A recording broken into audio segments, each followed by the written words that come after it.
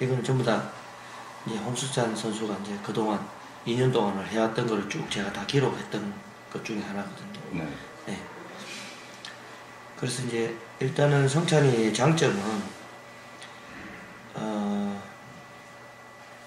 굉장히 시합 중에 자기가 발휘할 수 있는 집중력을 응집할 수 있는 능력, 네. 이런 것들이 굉장히 뛰어납니다. 네. 집중력을. 그 다음에 수비 능력이 굉장히 뛰어납니다. 그리고 라켓에 닿이는 공은 웬만하게 자기 실수가 없는 편이고, 다만 이제 처음에 우리가 봤을 때는 서브에 대한 문제점, 네. 그러니까 서브를 넣어주고 시작하는 느낌, 서브를 통해 가지고 자기가 게임 플랜을 갖는 느낌은 거의 없었고, 그 다음에 베이스라인 플레이에 의존하지만은 베이스라인 플레이도 한 베이스라인에서 약 2m 뒤쪽에서 그냥 머물고 있는 상태, 예, 그 정도였는데, 이제 그거를 이제 매크쌤하고 이제 상의를 해가지고 일단 서브로 통해서, 역시 남자 테니스는 서브가 뭔가 처음부터 이루어져야 되니까 네. 서브를 통해서 이제 서브 플레이를 좀 갖게끔 만들고, 그 다음에 베이스라인 2m에 머물러 있던 애들을 한 1m를 좀 당기면서 앞뒤로 움직임이 한 2m 반경. 예. 그래서 그 말은 이제 적절할 때 자기가 수비에서 공격으로 전환하는 네. 이런 이제 움직임을 많이 개발시켰고, 그 플랜도 이제 뒤에서 뭔가를 뭐 수비를 할 때는 수비를 하지만은 또 공격 전환이 될 때는 베이스라인 안쪽에 들어오는 네. 그런 것들을 조금 많이 강조를 했었죠. 그러다 보니까 이제 그런 이제 2m에 머물고 있을 때랑 2m 반경을 움직일 때랑 굉장히 틀리겠죠. 앞뒤로 움직일 때. 그래서 한번 합의 한 6m 정도 반경을 굉장히 활발하게 움직이는 스타일을 빼냈는데, 그거는 이제 신체 그 개발, 신체도 지금 뭐 처음에 움직임이 좌우로 많이 움직였던 거를 앞뒤로 움직이려고 그러면 더 민첩해지고, 그 다음에 근력이나 그 다음에 웨이트 트레이닝을 이제 복합적으로 잘 실시함으로써 이제 그 파워가 생겨나야 되거든요. 예. 가장 이제 우리 주니어 선수들이 좀 부족한 게 뭐냐면, 이제 근력이나 이제 뭐 장기간 지구력 트레이닝으로 통해 가지고 이제 민첩하게 움직이지 못하는 거.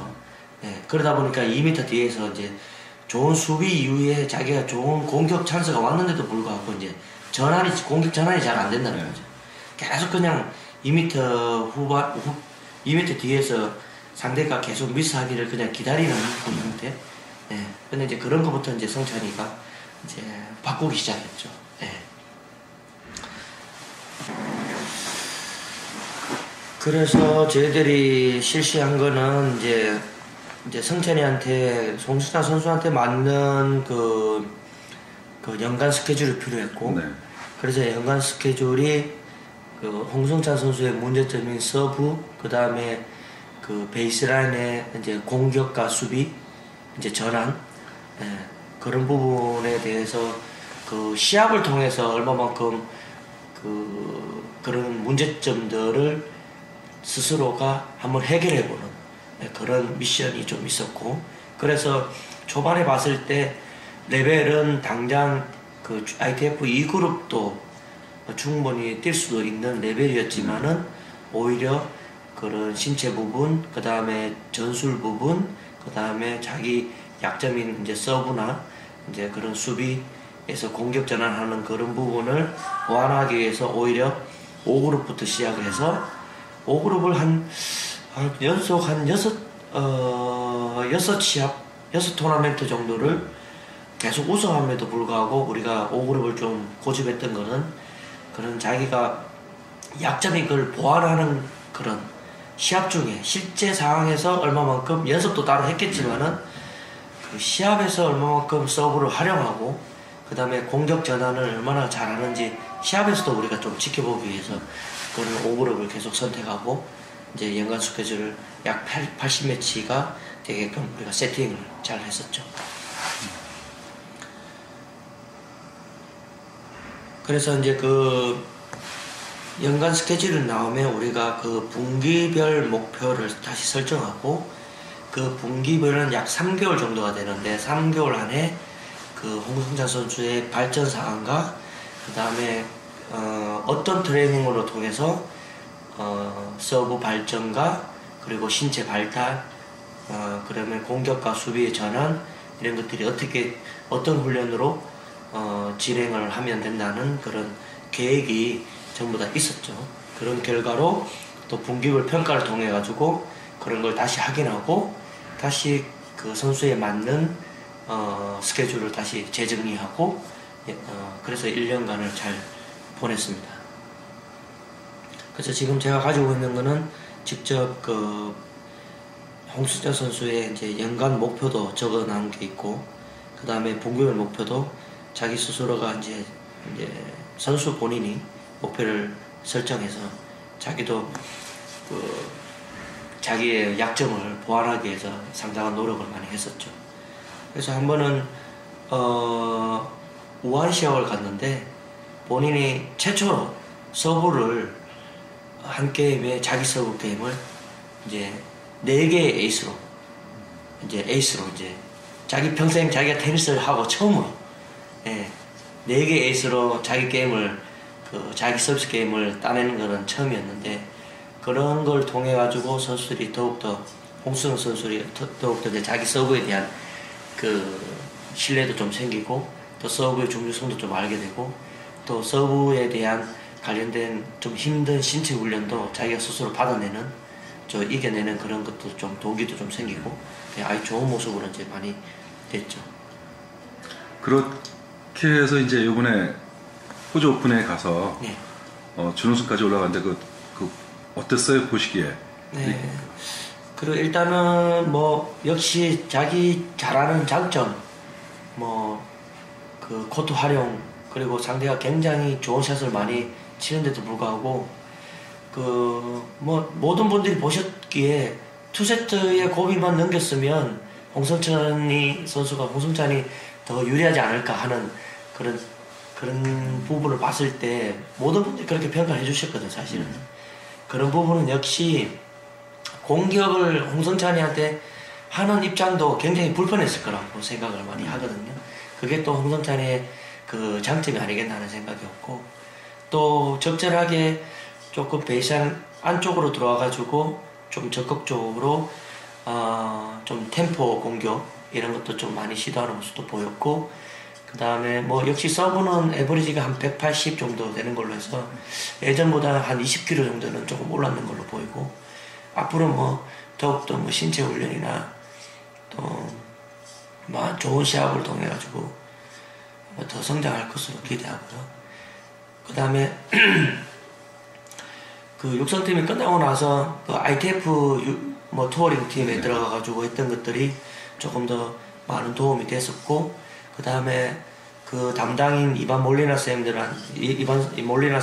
뭐 제가 한 번씩 통화를 하지만은 그래도 그쪽에서 연습이 그 클레이 코트에서 좀 특별하게 다른 선수들보다 홍성찬 선수가 뭐 각별히 좀 더 성실하고 뭐 열심히 한 모습이 보였다고 그런 피드백을 좀 해주셨거든요.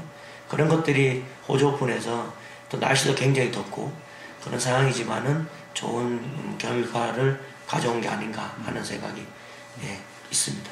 앞으로 그러면 성찬이가 예. 더 크기 위해서는 어떤 면이 더 필요한 건가요? 그래서 지금 그 1년 전에 육성팀이 끝날 때쯤에 우리가 조금 약점이나 문제점에 대해서도 우리가 언급을 좀 하긴 했었는데, 그게 이제 자기 목표 설정과 성실에 좀 더 충실하면 좋고, 때로는 이제 성찬이가 지금은 혼자 다니다 보니까 자기 목표라든지 시합에 대한 그 계획 이런 것들이 좀 부족할 수가 있는데 그런 것들이 잘 이루어져야 될 것 같고요.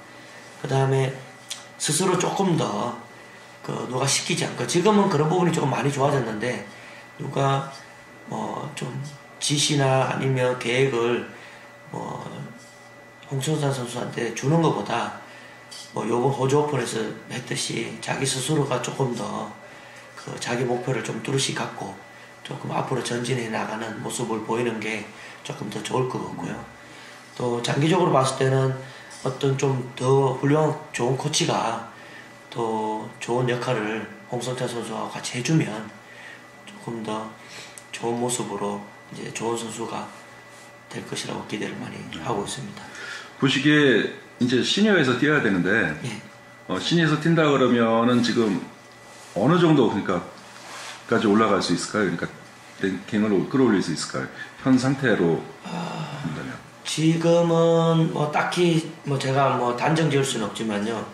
굉장히 높은 수준까지 올라갈 가능성이 높은 선수고요. 그것은 단지 우리 한국 테니스가 갑자기 공격을 너무 의존하는 테니스가 되어버렸는데 지금 다시 제가 생각할 때는 수비에 많은 포커스가 맞춰져야 되지 않겠나. 그리고 수비가 공격보다 훨씬 더 신체 능력이라든지 집중력이라든지 이런 것들이 많이 필요로 하는데 홍성찬 선수는 굉장히 그런 부분이 뛰어나고 앞으로 신체 관리나 그런 수비에서 이제 어떻게 공격으로 전환할 건가 그리고 수비로 통해서 상대를 어떻게 더욱더 압박할 거냐에 따라서 아마 정말 더 우리가 기대할 수 없는 기대 이상으로 좋은 선수가 나올 수 있고요. 그 예로 뭐 페레 같은 선수 그런 선수를 바라봤을 때 지금 뭐 탑10에 굉장히 장시간 머물고 있지만은 거기에 비교할 수 있는 선수가 되지 않을까 하는 것도 기대해 봅니다. 네. 그리고선 지금 그 외부에서 그 서브 문제를 많이 얘기를 하는데 네. 그거는 지금 상태로 어떻게 고칠 수 있는? 네, 충분히 저는 가능하다고 보고요. 그리고 서브가 예전에 평균 한 160에서 지금 한 20km 정도. 이번 호주 오픈 결과 보니까 에버리지 한 180 정도 나오는데 뭐 최고 속도가 그렇게 높지는 않지만은 제가 호주 오픈 봤을 때 30위권에 있는 선수들이 한 170에서 한 190까지 왔다 갔다 거리면서 속도가 굉장히 상대를 그 공격에 빠뜨리는 그런 서브를 많이 넣는 걸 많이 봤는데 우리 한국 선수들한테 오히려 그런 것들이 더 많지 않겠나. 뭐 210km, 220km의 뭐 최고 스피드를 향해서 가는 것보다 오히려 상대한테 어떻게 압박을 주고 어떻게 상대가 공격하려는 반대 패턴으로 간다든지 상대의 약점을 서브로부터 잘 공격한다든지 그런 전술적 의도를 갖춘 서브로 개발한다면 훨씬 더 뭐 홍성찬의 베이스라인 플레이가 좀 뛰어나 보이지 않을까 하는 그런 생각이 많이 듭니다. 네, 마지막으로 그 홍성찬 선수에게 꼭 이것만은 이렇게 해달라는 그 당부의 말하고 그다음에 그 홍성찬은 어떤 선수다라는 걸 얘기를 해주십시오. 저는 뭐 홍성찬 선수가 그 시합을 하는 걸 보면 항상 그 굉장히 우수한 면이 많이 보인다고 생각합니다. 그러나 그런 것들을 사실은 프로페셔널 같은 마인드로 사실은 365일을 계속 그렇게 지내야 되는데 이제는 더욱더 지금보다 강인한 정신력 그리고 역시 그 이래전 선수보다 결성 매일 가는 선수가 굉장히 정신적으로 굉장히 피로도가 높을 것이라고 생각하고 그런 것들을 어떻게 자기가 관리를 잘하고 이겨낼 건가 그리고 지금보다 더욱더 강한 정신력을 갖춰야 되지 않겠나 하는 그런 생각을 많이 하고요.